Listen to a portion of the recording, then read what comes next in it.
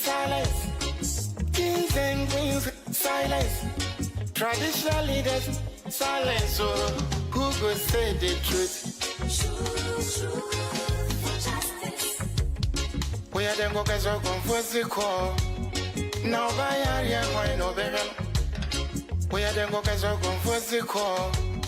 One guy's out here, why no baby? Who? Yeah, Jumayano, a tia, and yet then. Onipa, me ba me betu no wakonwa no so no. A be bibia me ya no so enya no fe. I cannot hand over to someone who isn't pleased by anything I do. He will just come and destroy what I've built. So I'm pleading with you to vote for a trustworthy person with whom I've worked for 7 years. He goes by the name Dr. Mahmoud Baumia.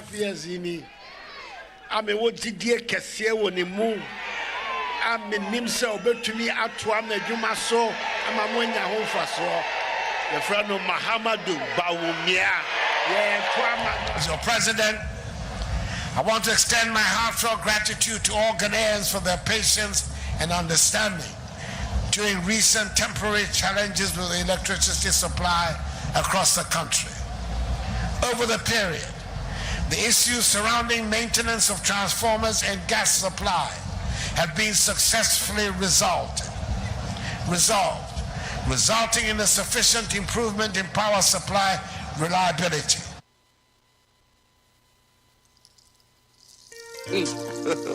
Ooh, baby, God have mercy upon us. I do you. Ooh, baby.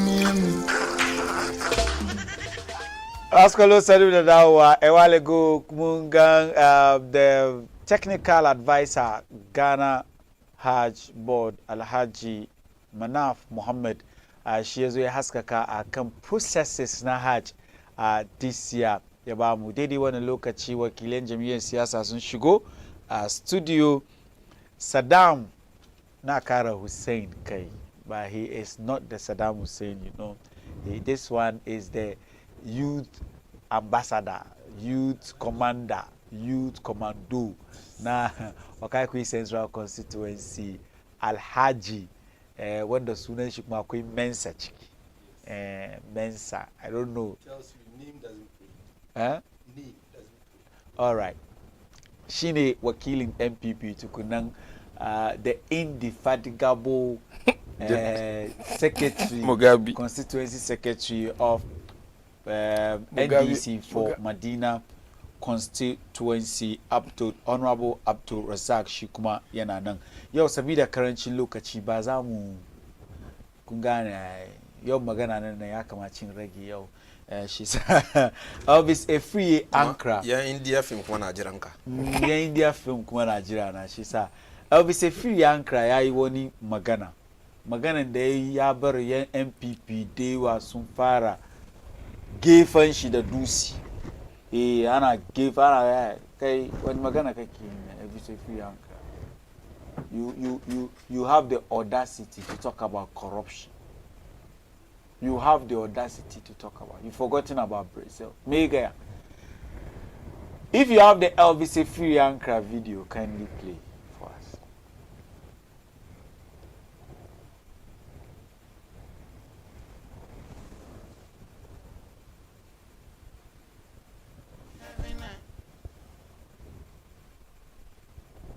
If it's not Victoria Hammer, name it, you see that the government took action and it was very transparent. Okay, our track record as a party and a government under President Mahama, all the issues that came up, you look at the actions that were taken, and I mentioned the Brazil, I mentioned JIDA, Baz Brandon, Victoria Hammer, name it, you see that the government took action and it was very transparent. Okay, you look at what is happening now, and under the NDC, both Mills and Mahama, you can look at about 10 cases, and all of it were investigated, and the findings were made public. Today, you have almost like 1 week or 1 day, one corruption. And what happens? It's swept under the carpet. The people are cleared. We don't have access to the reports. Okay? So I'm saying that the environment is worse now Now, I'm not seeing the same intensity of advocacy. That's all I'm saying. I'm just giving out the facts. And that, yes, we commend the CSO community for the advocacy, and Doctor mentioned some of the groups, and they are doing well, and they need to be commended. But I'm saying that the situation is much more worse than it was prior to 2000 or even 2016. So we need Elvis Efriye Ankra. If you know him, you know him. Magana da yake nan. Wai President Akufo-Addo shi magana na yazo bai ban ma yi bincike balle a ce magana ga inda da ya zo no wai lokacin John Dramani Mahama wai kowane magana da tashi inda ya kunshi cin hanci da rashawa an yi bincike a gano don shawo kan magana wai amma Nana Addo Dankwa Akufo-Addo wai a karkashin shi wai ba yin komi ya ci gaba ya lissafa adadin cases da ya faru lokacin John Dramani Mahama. He talked about the bus branding, he talked about the Brazil. Well, magana da yake yi kenan, but a cikin magana ɗaya da ke da muhimmanci shine kira da yi ga CSOs, da civil service societies organizations yake cewa sun yi shiru lokacin John Dramani Mahama ne da yanzu sun fito suke da ilimin duniya duka wai yanzu sun yi shirun ba su magana.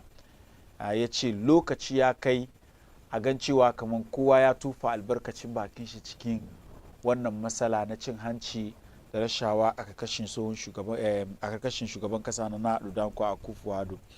Na yiri kuma babban sarki na kabilar Manfursi shi kuma ya yi magana a kan Dr. Mahamudu Bawumia inda ya ce zai iya tashi domin ya ƙara daukaka kasar Ghana. Sarki hoton shi muke kallo a kan allon talabishin inda ya ce shi yana da imani cewa kamar flag bearer wato mai rikon tutar jam'iyyar siyasa na NPP wato shi ne wanda ya kamaci mutanen Ghana mu gefa mai kuri'a domin yana da imani cewa kamar a karkashin shugaban kasa kuma a matsayin shi na wato mabiyin shugaban kasa na Nana Addo Dankwa Akufo-Addo wai kowane aiki aka bashi yayi wai sabida haka babu wanda ya cancaci a ce an dauki kasar Ghana an sa hannun shi don shawo kan matsala da kalubali da kasar nan ke huskanta sai dai Bawumia.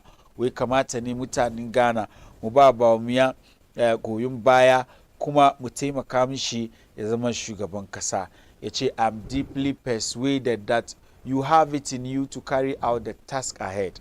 A cewar na yi ne a cikin magana da ya yi on behalf of the Northeast Regional House of Chiefs kenan a Nareligu ranar Laraba yau kenan ya yi wanga magana lokacin da Dr. Mahamudu Bawumia ya kai ziyara a cikin ziyaran shi da yake yi na watun Northeast Region. Shi sa magana da babban sarki ya yi kenan. Mun ji suka ya fara shigowa cewa kamar sarakan Ghana kenan an ce sarakai mu bari yin siyasa amma kar dai wani mai rikon tuta ko wani mai jagorantar jam'iyyar siyasa ya je wurin su ya kai musu ziyara a kaga sun shiga cikin lakan siyasa suna birgima wai sarakai kenan. Wasu ka ce shi wani yayi maganan shi ne ya ce shi ya yarda da Bawumia ne ba siyasa yake ba. Shekaran jiya nan mun je babban sarki na Doma shi kuma ya fito ya zo ya yi magana shi kuma ya fuskanci suka inda aka ce mai kaman ba kai da ka gwada mai NPP ko Bawumia wanda za su fite a running mate ba. To mun san lokacin siyasa ya kai yau Bawumia ya je an ba shi nashi, John Mahama ma ya je sun ba shi nashi. Sannun ku da zuwa. Kamar dai kun yi wani Steve. Wani Steve ba muna duban kai kana fasarawa the program ahead and you are explaining further. So Muna duban every you are the say host. free every say free ankra we ku boku taba investigate ko corruption related case a karkashin shugaban kasa na Nadu Dankwa we ya zama clearing agent in abin ya zo no sharp a clear abin ya zo no sharp clear yace lokacin John Dramani Mahama da Bass Branding ya zo an yi bincike Na gode barin ga da sarakai fadama duka kakanmu babanmu national chief imam Alhaji Nuhu Dr. Usman Sharubutu ga da sarki Luwano sarkin mai fadama da sarakai da kai karkashi duka sarakai net market duka warante sarki Songai da sarkin Peacemaker da sarki Ibrahim ga da Kankwe Central executives duka da my MP working MP Honorable Patrick Boama up to date a lot of work is going on ana hanya ana build schools and a whole lot you see that man is working Allah bar mu na shi inshallah 2024 he will be victorious with Elvis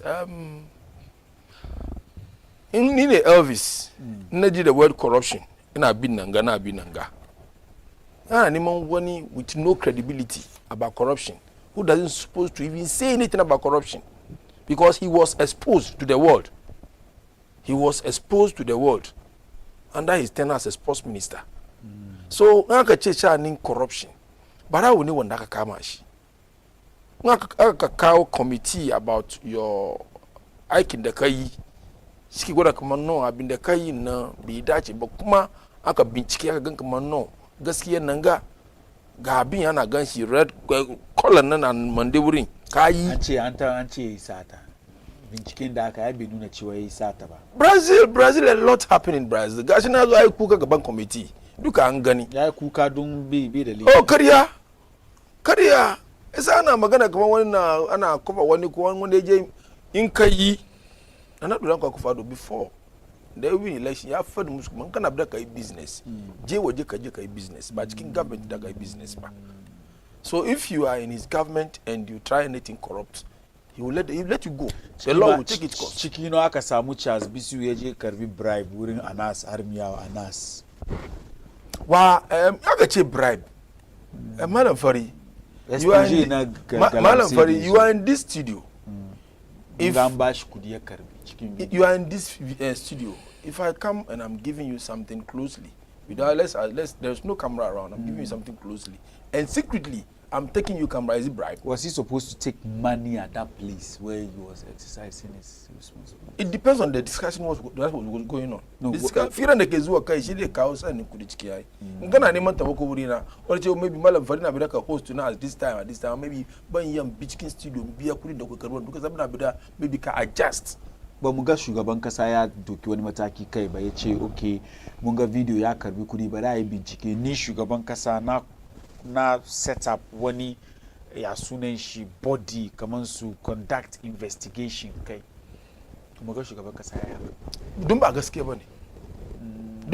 bane wa ke bada kudi wa ke karban kudi ba kai bincike ba ya raka ka san gaskiya ne Mallam Fary aka ce corruption ko wani ya ci kudin kasa na Elvis Nga with the explanations that he brought to Ghanaians after that Brazil wangan everything indicates ya raka say coconut guda $200 how possible $200 World Cup and so coconut guda $200 and you drank as much as you can no Mallam Fary in company babanka ne ka use wannan kudi ka sai ni yayi jiya shi sa yau bi da dama ana magana in ka yi you know what power ba sauran kai emre ninka so time will tell in ya NDC suka ce wani corruption na uncover ko an clear suka zo da kuka to raise mun zo mun raise wanda mun raise wanda kama ci asas bayan da ake an sa so isa kuka zo ka ci akwai corruption wani ya corrupt is it true that CSOs are silent about corruption don ba gaskiya cikin yasa ne na gaskiya baka da gaskiya da ka raise matters ko ka raise issues you see this very government has been very responsible abin da yanzu da yi siyasa cikin abin in akwai gaskiya gashi clear definitely the law will take it cost amma ba gaskiya cikin da na ya dibe for huni ade biya why do you have to entertain that na ya sunan shi sports minister and ya sunan shi GFA Now we saw a lot, and there were a lot of evidences. So they probed that case, and it's like they went deep into the case because there were evidences. But you can't plot somebody like you want to spoil, you want to tarnish his image or spoil his name. So you plot him and come and it's like couldn't. You see, you are going to push the person to the wall because I mean you are in a nkana bede kasa hali ngwani kabashi kudi kabudi me kudi kabashi power that gan hali shi de kyau. So with money you can't say you are going to that kai mumtu aka da kudi ka samu wayo shi gashi Mahama tambaye shi, have you taken bribe before? Wait, me as in person, me as Mahama, you don't know what to say. Don't, that very word is serious. Maybe it's not bribe, it's a gift. I need something from you, I want you to help me. No. This is a little thing for you to buy fuel in your car. So do you call it corruption or you call it bribe? You see, so the name that you want now Mitsubishi loaded about Mahama, you don't call it bribe. It's not bribe, it's a gift. More in the Caribbean politician bribe, not corruption. So in our political something now, how we brand something for it to become different thing now, it means in another year.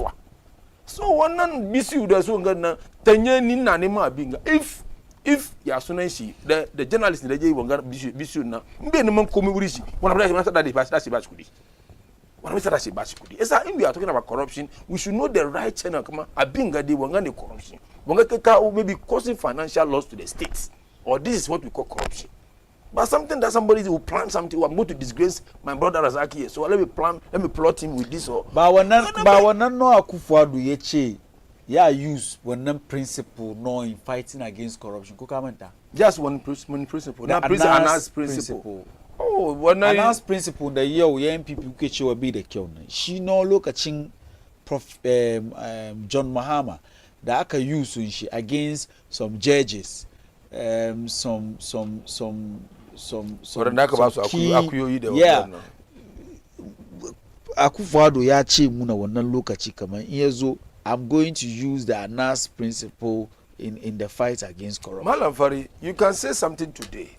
When you come and you sit back and you probe or you go deep into the person, you see that no. No, initially if you see how the thing will come out, now you see it as a correct something or plain. But no, there are fictitious things behind it. So if the way you go and ascribe the by wannan lokaci da shugaban kasa ya magana ya fara aikin shi ba, Anas yayi aiki da dama kasan waje, so now kasashen waje yayi Ghana kan wannan shugaban kasa under this administration. Anas is existing. Why is he not bringing problem issues out? Domin kun tagin shi ba tagin shi ba aiki shi wage tagin shi yana zuwa court issues na zuwa court na zuwa na different cases shi why tagin shi ba wanda tagin shi. Anas bai taba samun hari tun da ya fara aikin shi ba kaman yanda ya same shi karkashin Nana-Addo Dankwa Akufo-Addo. Because we saw there were lapses. At a point it was like the government against Anas. Oh, there's nothing like we don't have time for him. Some of the time Anas we big don't have whips time. In the NPP against Anas. No. Cousin boss Anas. Cousin boss Anas. Kene Japan. No. Cousin boss Anas the question. Kene Japan ya spend an entire 3 months. Yay program can Anas can. Cousin Kendi, that's the type of people he deals with. Cousin boss on Anas. One in the boss. Cousin boss. So if you say Anas, who can intimidate Anas? Nobody can intimidate Anas or put him in a cage or something. You can't cage Anas. He's well-known journalist in the strike in the AKE, undercover journalist, and we all know. So if we know he does his work that he does, who will cage him or who? Nobody. We don't have that time. He should do his work. If he had some facts, he should bring it on board and it to be discussed. But without facts and you go and plot somebody with a gift and you call it bribe, no. Espionage. That is what we call it. Fine, you give me a nice word to use. And it is allowed I'll go and define it. I don't understand. It's allowed sometimes. And that is the principle Nana-Addo Dankwa Akufo-Addo said he was going to use in the fight against corruption. Testing somebody's, I don't know, should I say image or spirit or something with money is different thing. Because that's the root of all evils. And getting you with money is it's only few. And we're not talking about this small money, we're talking about money. And maybe you need something that I can do without stress. So, all right. If this is what this my fair enough. So if we're talking about corruption, let me end it all. If you're talking about corruption, this very gentleman former minister for sports should not even dare come talk anything about corruption. No. Because everybody, even a child giving birth like those days, like 10 years ago, knows your story. So he should not start. The whole world knows about this former minister. What's the name again? You see, so he should not do. Well, good evening. See who is talking. Who is government official one? Dr. Baumia has no stain of corruption. No skeletons under his cupboard. Baumia is coming. Alaja Aminu Abokobi. When eating, I mean, corruption, yeah, happening under Akufo-Addo ni. CS akabarma NDC kukawe ki gaya wa CS suka shu. When eating corruption. Mallam Fary na farko shan gode ma Allah da irin wangan lokacin da ya kawo mun ga kuma shan gaida masu kallon mu wangan lokacin gaida Muhammad Yasir yake General Capone kuma gaida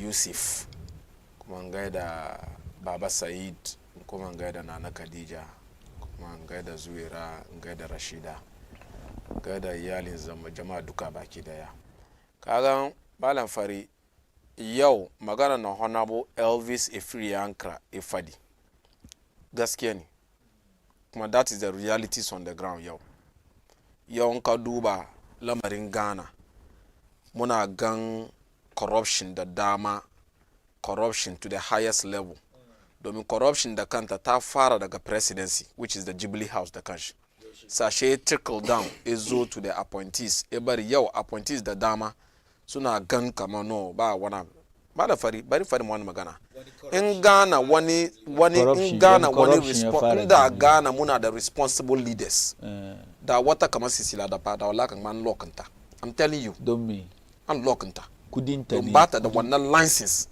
da irin wannan laws in Ghana bai Allah ka kari ka irin wannan kudi cikin gidanka kuma wannan bai gwada kamar mutane da dama ba su da irin wannan kudi gidansu bo suna da shama cikin aboye ne ko kudinka ne ko kudinka ma ne laws bai Allah ka kari ka kudin haka nan yes laws in Ghana kenan maybe wallahi sai ce mun kuma ta bude wani Sisila da pa bank cikin gidanta inde ba wannan ba dai shi dai ban san wani like dokan da ke bata wannan iko ta rika irin wannan kudi ga ba sun boss contaminated fuel ngan da ya happen ga mun san da ya kare alma ka ce muna fuel da kashi na nono shi da kashi fuel ne bace muna nan ga ka ce muna excavators sun samu amata suna fly suna wucewa wai ga wani magana Mallam Fary ka gan yau muka ce da mu yi excavator sun samu ba ni nake fadi wabo abin ne happen ne jama'a matasan da ke kallo mu duka muna cikin Ghana wallahi suka ce min kamar ka fito Congo Brazzaville ka zo sakaran yanga amma dai Ghana ga kike da ka sa abin nake fadi wanga duka ba wai yanzu daga tambaye mu fadi ba wadanda ke duba mu duka sun sani corruption da yana nan da dama cikin garin ga amma wani lokacin da ya wuce under His Excellency John Dramani Mahama, the visionary leader. When corruption issue it come up, the kira one appointee, she ya set investigation. And samu ma cikin ma wannan committees da wannan investigation na ma halaka je da wannan wanga da former wanga sunan shi youth employment wanga minister, wanga sunan shi honorable Abu Gapili. Na Sisila da pa na investigate. Mallam Fary, one investigation ake yi. ya shiga nuna tun tamun nan ma ba fara investigation ma president da kanshi ya bude bakin shi fadi kuma shi ya saka matan gari ba ta da masala sa ko yana kan kale gashi na wani dokan kasa duba company wanga SML ga batun Ghana Revenue Authority ga kudin da aka ruce ake biyan su without any work done report ne fito kaji reporting halwa ya kaji ka president ya fito ya yi big report na public Mallam Fary kagan mutane da ke kallo mu da mutanen Ghana ba wai kamar muna wanke fuska mu fita kasa ni zuwa bisa ba yau muna nan ganga duka ko yara kanana masu saka kamar the most corrupt government and the most corrupt leaders in this country shine the current governance in the books of the NDC no in the books of Ghanaians CSOs sun gaji da fadiwa corruption da ban fault so much domin lokacin mun na maybe in ka ji wani corruption Mallam Fary shi nake fada kamar lokacin maybe ka ji corruption ina yadda na te wani years time sannan ka ji wani corruption amma yau ka ji corruption yanzu ga kamin gare waye ka ji sabon corruption kamin gari ya kome waye ka ji kamar wani lungu kuma wani government kuma na ci wani government appointee kuma na cin kudi kamin gari ya waye kuma ka ji kamar wani yasa corruption na CSOs na ya musu yawa yasa yanzu ma ba su kuma suna magana kuma nan da suka fara suna magana shi suka gama in corruption nan ma da kanshi ma yazo tun ba samu lokaci an zama an yi investigation an kawo out the report shi president da kanshi da vice shi da kanshi su fito su ce wangare clearance. How clean is a free Ankara? A free Ankara is 100% clean simply because investigation na aka yi the white paper report ya clear shi off. Kima wannan ko ba clearing agent na. Mallam Fary. Ba president Mahama yazo bude bakin shi fadi kamar you be clear ko you be wani abu. President Mahama bai interfere kai cikin wannan magana. Amma body committee the answer. That's the body, independent body. So report to Joma. Suka report, ba su report to Joma, so report to Ghana. Unlike lokacin Ghana one magana ya fara tun ba zama an ci magana ko an yi bincike cikin magana ba sha san president shugaban gari fito yazo ce ma kamar wangare an clash kuma gaskiya kuma domin ya predetermine the outcome domin in shugaban gari ya zo ya ce mu wangare an clash ya san kuma ko ya kan clash she wannan shugaban gari no kuma je panel committee kamar ku je ku duba ku yi bincike cikin magana wani bai laifi ba. Mallam Fary muna nan ka mu discuss if yanka ko muna nan gadi mu discuss kaman the current happening in our country shi ya je yayi magana kan wani magana yi magana ne yayi duka Mallam Fary magana an tuna ma shana na explain ma shi na ce bai laifi ba wani na laifin shi until proven guilty isa yau in ka duba lamarin da ke tafiya cikin garin ga ka duba irin gagantuwan high level of corruption yau corruption yau nan ba irin corruption dan nan da muke gan ba ka ji millions of dollars ka ji billions of dollars ba kudi da ka da gan gidan sisila da fa kawai ana bincike yau ana bincike manta da wanga bincike da kai fadi wanga mun san da magana ga DJ ana ya wannan kake ce ga yoko da kanshi ma ya fito ma yana suna ce mana ba su da interest cikin bincike wanga magana ga attorney general wanda ya kamata ya je sai prosecuting ta yana sai yana ce wanga ba su da kowane wanga su yi bincike ne wannan gida ita sisila da bari mu ka san wannan magana guda kuma matasa da kwa da jama'a duniya duka ku duba mu da kyau ka sai gina sisila da fashe take yi ita ke duban bola mu yanda ake share gari share bola Mallam Fary sanitation break me sanitation it goes beyond duban bola isa rashin ce go explain muna it goes beyond duban bola cikin odo gatan nan a clear cikin a disil cikin a jara a cire kasa a kwashe kasan cikin a make sure kaman adere yi bai zo ya choke ya kawo flooding in sama da shani shara da dauda cikin gari ya kamata supervisor make sure kuma duka ya clear na ruwan wanda kudi da ita ina zo Mallam Fary ita aikin da take yi amma duba irin billions of dollars da euros da mena kasan wai na dan wanta ne wai na kanin ta na ya mutu she matan kanin na kuma ya fito wai inda kin ce kudin kanin ki ne ya zama miji na shi dai ba ni wannan kudi duka ai ya ga matan ya dukiya ba su siya gafa Mallam Fary ya ganta da dukiya sa irin mata haka ma ni ban kana defend corruption ne ni questions nake tambaya question nake tambaya shi na baka answer isa out of the answer nake tambaya kana defend corruption mata haka kai kana da ita mata ka doki kudin ta kudin ina da mata kudi na annu mata ne kuma ta shiga because yau kowane mata akwai mutuwa kowane mata ke sa kudi hannunta ina da yaya da su to akwai wasu mata kai ga matan Mallam Fary Mallam Fary mu da kan mu ya dalci mana Mallam Fary duba yau ita tana duban bolo shara kawai duba irin billions of dollars na atama kudi na ma ke zuwa cikin gidanta ma da kanta bai ba ta san ba atama shi office of special prosecutor wai kudaden na igani cikin bank account in yace dai fadi dai bai fadi ba yazo ya ga wanga magana Mallam Fary ji magana ya kira guda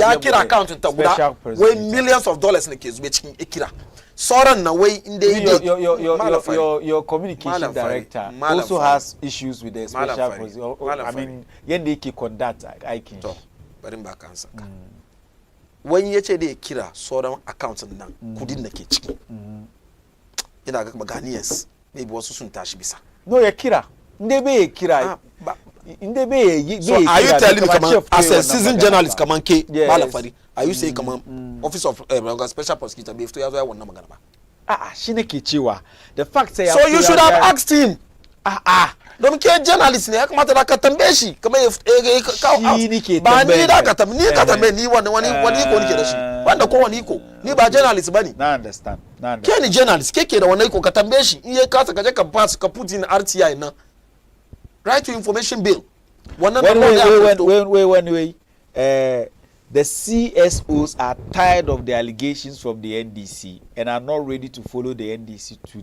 dent their hard-earned reputation. Simply put, the CSOs are tired with the levels and the number and the levels of corruption on daily basis within the government. No one is guilty until proven guilty. Mallam Fary. So, I mean, sometimes CIDK investigation, sometimes special prosecutor, sometimes... Kaga in there's a corruption. Now, shi the president da kashi mai fito ma tun ba investigate zo cikin garan kalan shi ra'ayin shi shugaban gari mun baka iko ka protect muna gari ka protect wanga arzikin mu tattalin arzikin mu sai ga wani an allege ko kuwa an ganshi da cikin lamarin sata Charles Bisu ga duka an kama su kan video da sauransu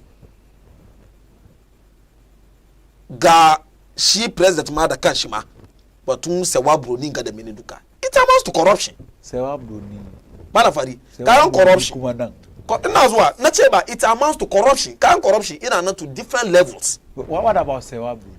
Mallam Fary ba wani muke discuss so audi kai ka kawo da na kawo da kan batun corruption na muke yi kan batun corruption ne ga sometimes wasu na wani magana wai kana kofa bai we cash ko da kofa bai wai omo be miyan da su mashe mu kuma sun mashe mu kuma sun kar su mashe mu kuma su mashe mu Ghanaians are awake yau levels of corruption ba Mallam Fary Ghanaians an gaji ana expect kamar 7 December zo kawai a cleanse off because Satan nan ya yawa ya yi too much ya wuce good evening Mallam Fary, please forget the MPP people, we want to watch Indian movie. Mallam Fary Mallam, please ask the NDC man as well to tell us the law that prohibits someone from keeping money. When we Sunesh Jamal from Koforidua. We want Sunanta Hajia Alima Tabarakala. I think I've read this message. No one is guilty until a competent court of the land comes to that conclusion through investigations and prosecution. Mallam Fary, tell the NDC guy to stop paying. Which law in Ghana prevents anyone from keeping money in their homes? You should state it and stop throwing dust into the eyes of the people. Please, Mallam Fary, kindly ask Honorable Razak which law in Ghana incriminates who refuses to bank to put his money in the bank. Alhaji Aminu Abukubi. Even the OSP, after 7 months of investigation together with the FBI, there is no one corruption allegation that has been proven. What Sakoninku kina yo time munaye is not very this thing. So Nasmamun do a story in Baumien in that the overlord of Mampugu yake kira ga mutanen Ghana a mara mai baya a gefa mai kuri'a domin shi yana ganin cewa kamar babu wanda ya cancanci a doki mulkin kasar Ghana a sa annun shi kuma dai ya shawo kan matsala da muke fuskanta sai Bawumia ya ce babu wani aiki da aka taba ba Bawumia ya yi da bai iya yayi ba. Honorable Razak. Mallam Fary wai ya sunan shi wai sarakai cikin Ghana sarakai bai dace kaman su yi mai ba su yi siyasa kuma mun san Bawumia shi mai inda ya fito kuma muka san sarkin ga a gulbin shi na ike sai sada one would have thought that kuma ka duba his excellency ma John Dramani Mahama da ya je bulla cikin gaban yagbon wura ya bura ya gwada kamar shi gaskiya shi sarki ne kuma ya ci ya kai kan matukan matsayin kamar sarki ya yi magana kan magana anyan sarki bai yi magana kamar irin wanga magana na sarkin ga yi yanzu akan gaba kuma mu expect kamar at least yanda aka san kamar sarakai ya kamata su behave kansu ya kamata su live above certain expectation ba irin wannan muka gan cikin kamar a bangaren wanga sarki ba ya fito too raw ya yi shi too common kuma na san sarakai ko ya sarki kake kamin sarki fito yana da cabinet shi na suke advice shi sannan fito ma ya zo magana cikin it was so below the belt irin wannan magana na sarkin ne yi because at the end of the day na ka san kamar Ghana guda muke da shi ko ya fito gidanka ne ko diyan cikin kamar Mahama ya ji wuri ya ji wuri ya samu Najeriya Mahama ya je kuma yanzu garba mu judge shi ko mu condemn shi entirely ya samu Najeriya isa Salisu John Dramani Mahama inda ka wuri to magana da zai yi wannan kuma shi mu duba to kan wannan magana mu ya mu samu judgment amma ka gan gaskiya guda ne Mallam Fary sometimes na zo kan set ina fan maka na kama ta ma wasu ma na ya call ba mun ka suna kama o bai ci ma ka ji ma kai magana ba sakaran jiya ma muna nan gama kan set wasu na suka call ma sun ce kamar ni yin shuru su da kansu deal da shi da yake zimni yes sun yi wannan magana domin shi in ye sunce ya duba cikin kamar su kuma da suke kallon shi kuma suna kallon shi kuma kagan ba yau ina zuwa kagan yau karyan MPP ya lauye su da kansu na miki na because maganganu da daman na suka yi da bakin dadin na suka yi from 2016 hal 2020 da wanga lokaci ba kowa da ya fadi ma ba sarakai mu muna reviews muna ba su girma kaga irin wanga magana na sarkin ga yi hakan ga me dai zo ni ko me dai bari ne na dobe zuwa a bangaren su ya ce musu kamar su tashi saya sannan su gaida shi irin wangan living kaga na ya je wajen wasu sarakan shi ce musu ku tashi ku saya sannan ku gaida ni ba ko mani saboda abin na irin wanga maganganun gano shi ke bari sanana do ke sai gaban su ce ku tashi ku gaida ni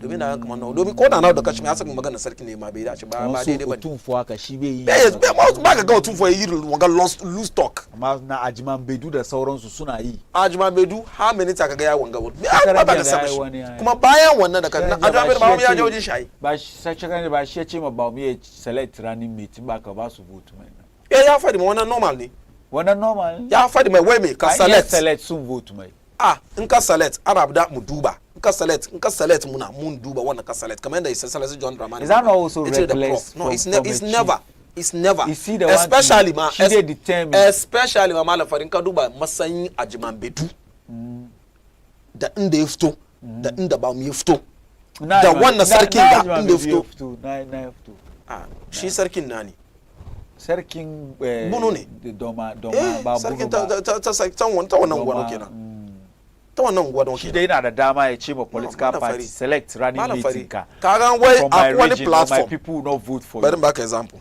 kagan platform ga akwai magana mu yamu akwai magana ba mu yamu kan ga platform so if Baumia selects his running mate from Bono is that not an endorsement of that particular person Baumia selects and also telling your people once he has selected someone from Bono vote for him Mallam Fary Allah sa Baumia ya je select Bill Clinton domin lokacin Clinton aka fara ana export Ghanaians from Ghana su je America su je su yi aiki saboda aiki Clinton ya kawo aiki da yawa cikin America wanda lokaci Allah sa ya je select Clinton ya kawo shi asirani mate shi ya lose election da duba Mallam Fary bari fadi ma kaga election na da je 2024 ga Allah sa MPP su raba billions cikin Ghana ga suna raba yasa nake ce su push je billions kudin da suke raba wannan kudin ni da ke ne kudin tax mu ne kudin sata ne na aka sata ke raba kudin mu da kama yasa su raba matasan da ke kallo mu sun kawo kudin ku karbi amma karban kun nan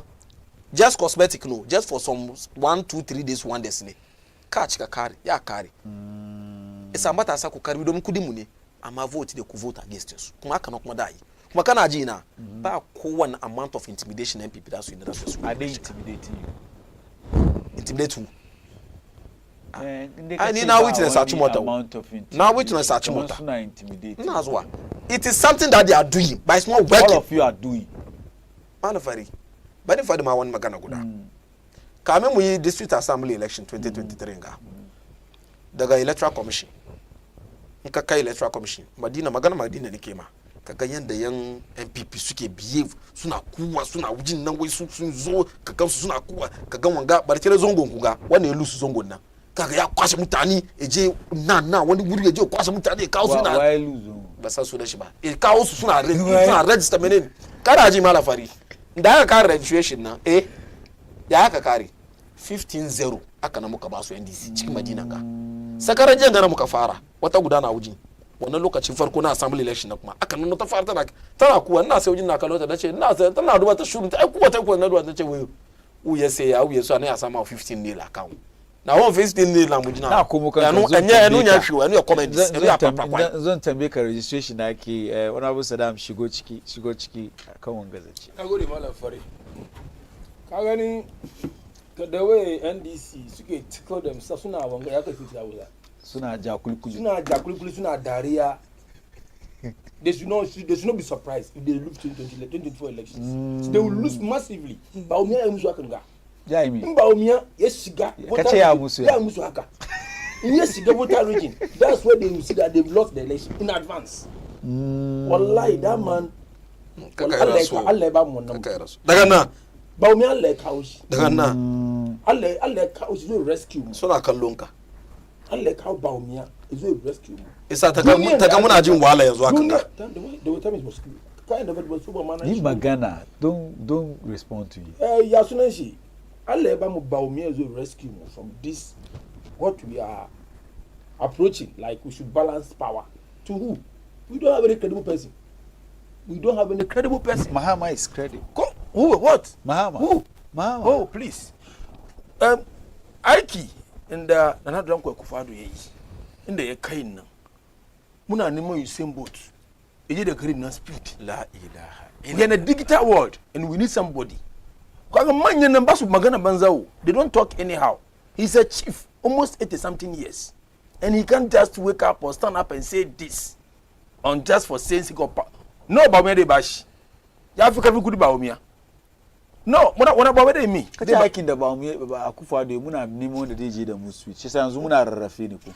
No, I'm talking about where we've gotten to. I'm telling you this.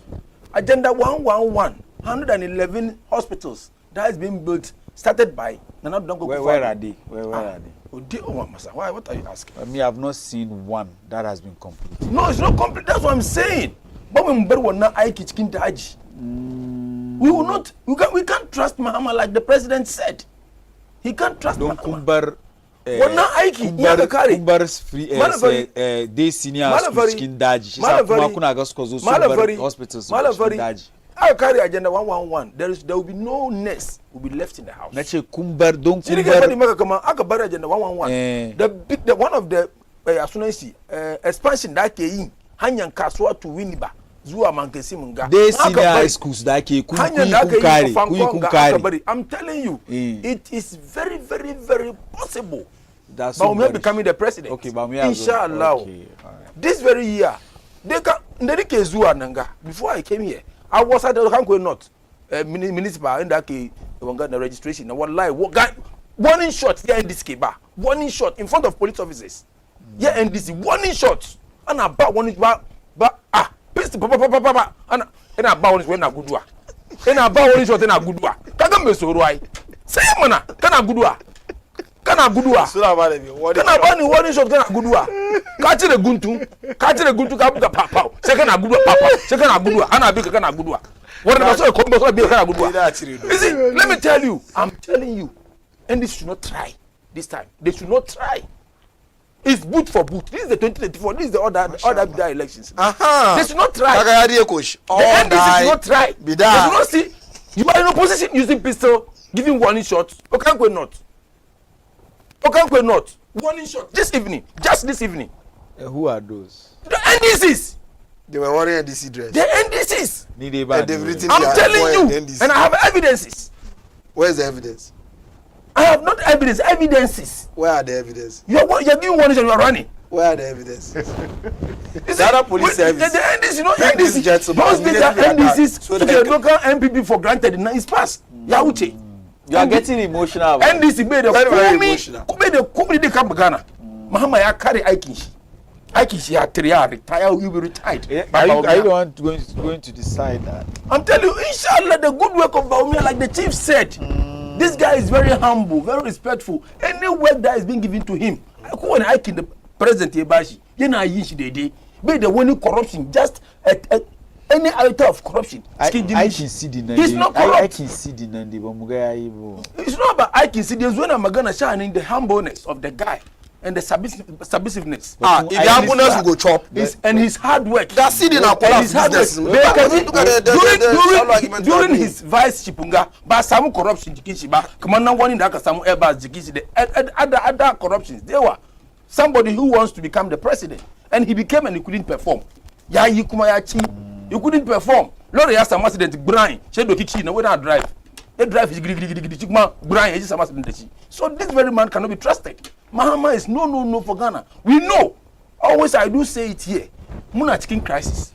Gary made it that. Tell him to relax. Things are not going well. Relax. No, don't tell me to relax. You are so emotional. Let me be. That's me. You are emotional. Let me be, please. Okay, Gary made it that. Stop responding to him. Gary made that the moon things are not going well. Light for the past 2 weeks. We are calling chicken light. Gradually. Getting better. They are improved.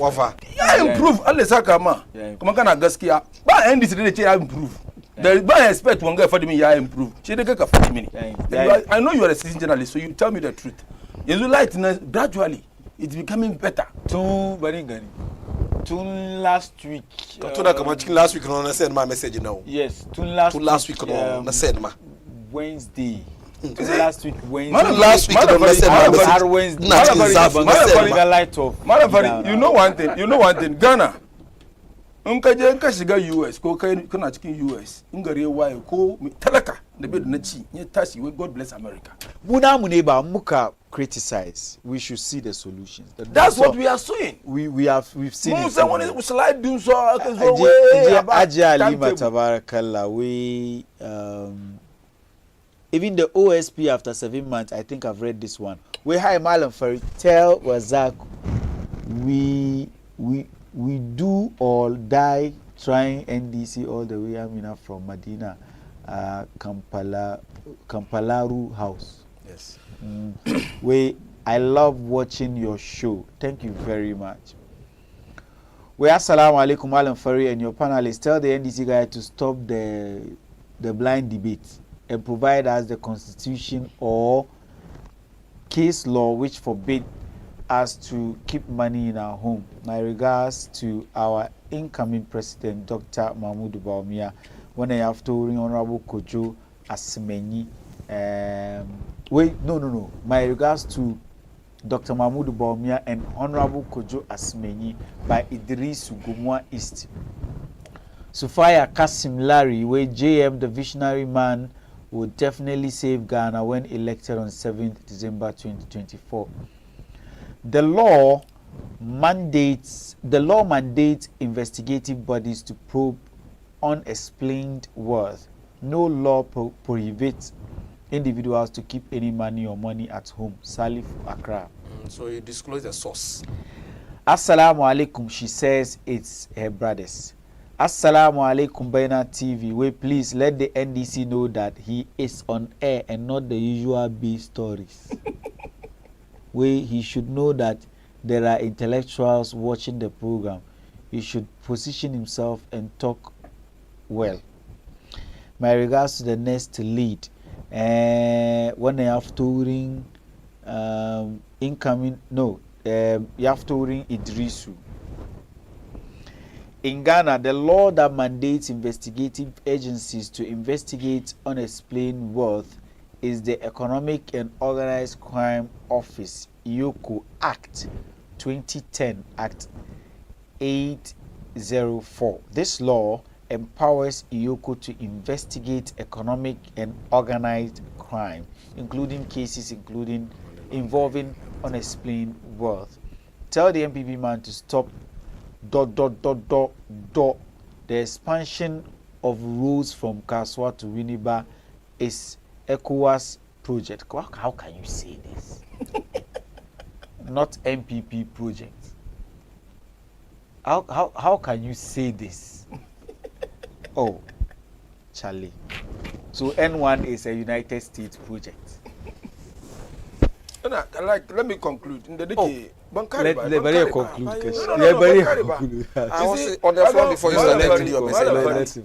We need a bold solution maker. This very young man, energetic, handsome, respectful. Sure. In a general terms, now he's everything. Ko wani babba cikin garin Ghana so batun ba omiya. Because there any corruption wanga tagged to him too. Kuma respect shi is beyond wanga. Kagan kowa da sunan shi. In yayi aiki da nanado sunan shi ba omiya. Sunan wanga nanado. Isa in yayi mate cikin lore nanado be gwada kuma halin shi da halin nanado yayi guda. I say the same thing that nanado is doing, you do the same thing. No. Mun gan wani zamani sani a sunan shi Jerry. And for the way you have that and that times a different thing yezo yeyi. Be bit bangare na bin da Jerry yi ba. In the ship Hama commander in the mistakenly. Atamu se fadi kuma shi kuma different thing. So kowa na zuwa the ideas in shi ne. Kowa na zuwa the ideas. It's about me and is a deep thinker. Yaga kuma no, he's not thinking today. He's thinking tomorrow. Ribat. He's a visionary leader. 0553-683-010 0553-683-010 Kama kaya ka shigo ciki. Let's call speed a speed. The truth be told. Nina serema dollar at the rate of 4 cedis. Kache mani kama ni zuku ni saboda na serema dollar 4 cedis.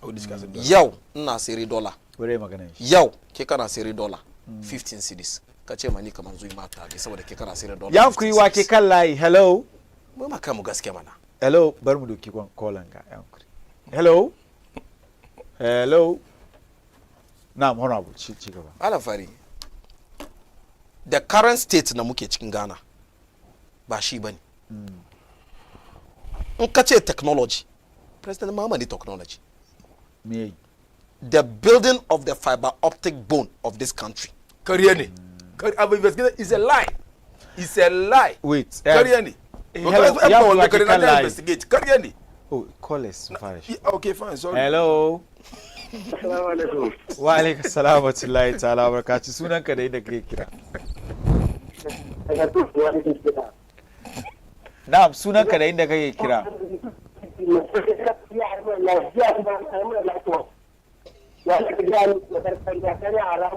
Ji an maka light off ko? Na'am, ji shi wai kadan yayi. Gradually, nana so kadan. Na'am, line kan nan bi da kyau. Line shi na break. Kai ma kai ka kira 0553-683-010. Yan kuwa ke kan line. Yankuri ni ne Asamawo. Asamawo daga nan. Asamawo. Daga nan. Daga Accra. Yi magana na ji.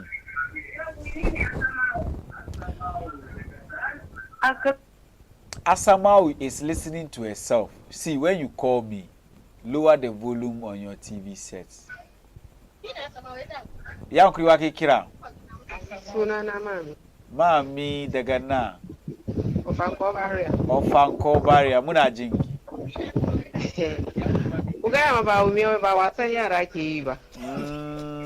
Ofanko Barrier. Na'am, yi magana. Muna so ba umiyo ya gane kamar ba wasan yara ke yi ba. Mun yi magana yau, gobe zai ce ba haka ya fadi ba. Thank you very much. Kai ma ka kira 0553-683-010 idan kuka kira ku kashe muryan television kunnan first. She mu yi fira 0553-683-010. We all right. Yankuri wa ke kan layi. Yankuri Samira, Yankuri daga na. Daga na. Na so daga kasuwa. Muna jinki Samira. Na muna jinki. Yankuri. American down. Yeah. Kasuwa American down. Na.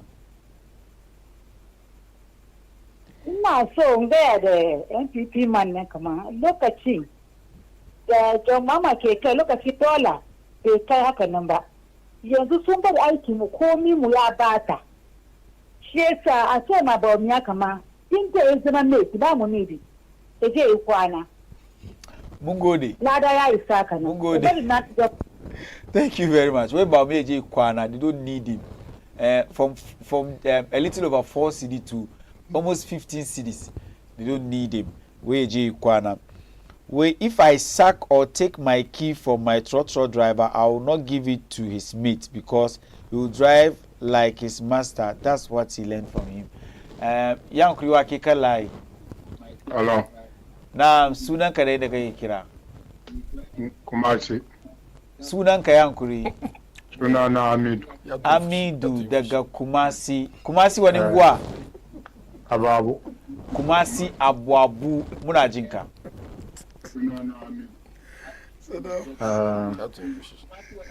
Ababu.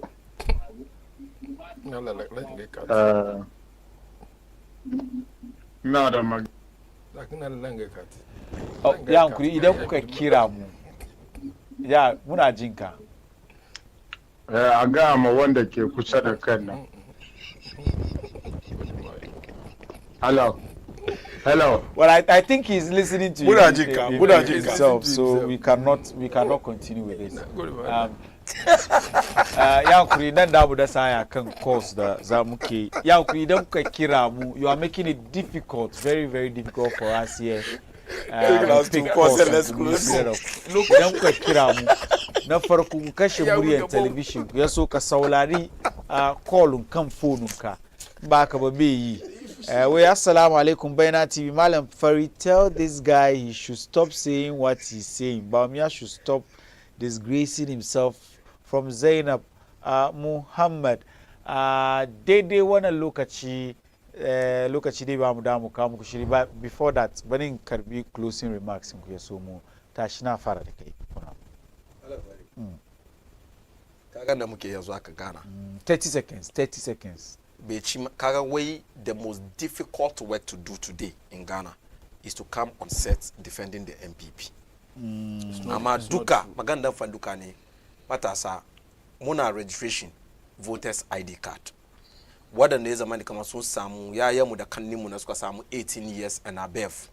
Da wadanda kuma ya zamani kama sun samu more than 18 years amma saboda one way the other lokacin da aka yi registration 2023 ba suna. Yau an bude ana yi. By 27th mun kare isa muna kiran kowa wala da nyuwan na ke cikin garin ga inda ni da ku duka mu ya mu yi sakiya dukan shi ne gobe ka tashi da safi ka je electoral commission offices su ka je ka register ko ka kai diyoyinka ko yayanka da suka samu 18 years or above ka kai su register saboda sun register for the voters ID card shine on the 7th December that's where su tashi su yi su liga kuriyar su vote ma Excellency John Dramani Mahama kuma Madina su vote ma lawyer Francis Xavier Soso inde mun samu John Mahama as president muka samu lawyer Soso as wanga MP yanda muka samu da mu samu MC kuma as wanga NDC kuma muna da assembly members 15 nan duka NDC ne beke gwada kuma ba mu samu cin gaba da development cikin wanga ya suna shigarin mu ko cikin Madina isa matasa muna ba da kowa ankuri wadannan kwasan yayan mu sun kai 18 years and above mu yi kokarin da mu yi duka gobe su dukan su fita gobe ga duka an fara dai amma gobe kuma an continue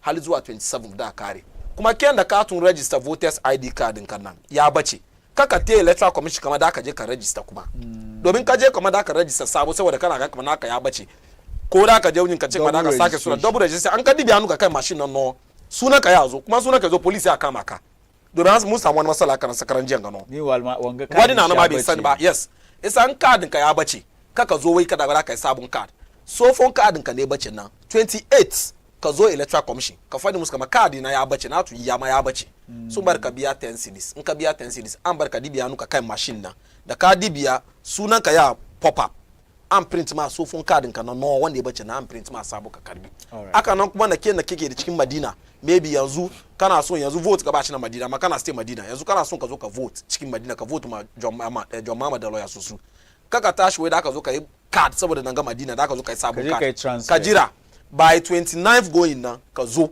wai da aka transfer in ka zo da sofon card ka na kafto da shin da ka yi na kike nan ka kawo musu ka ce musu kamar oh yanzu kana Madina ga anguwa na kike kana son ka vote Madina transfer ni ai ma transfer vote thank you very much okay on this note is like na gode ma young Ghana da suka duba mu duka Baumia is a credible person. That's why Sarkinki Fadi Kamon I vote to me. Yeah, Tenye Ghana. Manyang, soon are going beyond what we are seeing today. John Dramani Mahama. No for John Dramani Mahama. Kuyam Kurika mistake. Musumu Teda Moon Sunny. Don't what Magana de Mahama Suka for Moon Sun and Ake Fadi da Moon Sunny. We don't know what is happening. Come on, we are less. We don't think deep. We don't think deep. Baumia is a positive person, a bold solution maker for tomorrow. He is thinking about the future, not today. Which future? Saraka Nduka. Future Nduka Shimoni, Yaga vice president. I'm making the China day. Dukaya ishi. Kasangana. Nandandasa kashirimu na auni inshallah ranar juma'a mun dawo kan wannan dandali inda zan gabatar muku da karo na biyu na wannan mako a daidai wannan lokaci. Thank you so much for doing the viewing, yeah. And of course, wanda suka taimaka mini na kawo muku wannan shiri Sami a MCR shine shi yayi production din tare da taimakon Courage. Then of course executive producer na Rashida nagode kwarai da gaske. Alaji Saka also passed through. Thank you very much for the support today. Sunana Mallam Fary, sunan dandalin Baina TV. Insha Allah ranar Juma'a mun dawo akan wannan shirin na ma'auni. Kasance da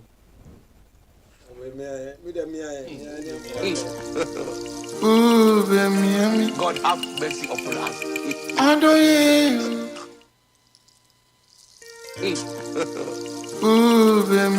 God have mercy upon us.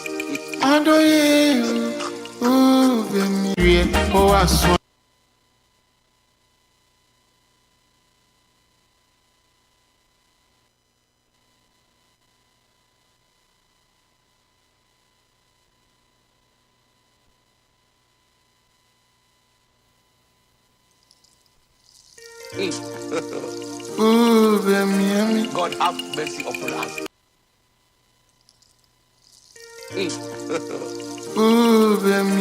God have mercy upon us.